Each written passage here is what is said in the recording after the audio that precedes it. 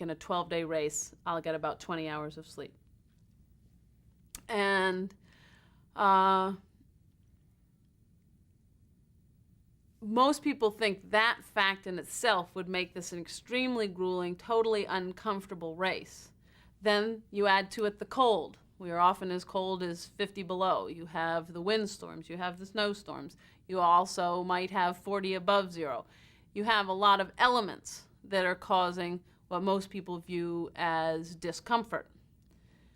But again, the thing to remember is that we live in that all year round. And although, yes, I am very, very cold at 50 below, and even as good as I have learned to dress in those temperatures, I'm not going to say I'm completely comfortable.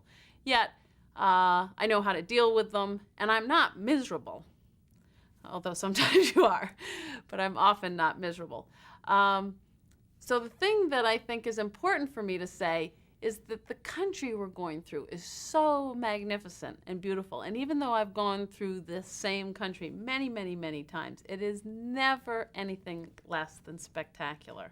And it is always changing. Every 20, 30, or 40 miles, you've come into a totally new terrain. Maybe you're in some really tall mountains, the Alaska Range or one of the other ranges we go over. You could be on the Yukon River, which is at some points a mile across and just magnificent.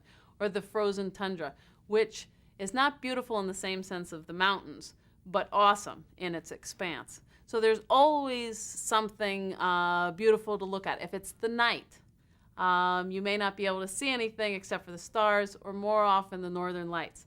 So we're always out in the spectacular nature and the wilderness.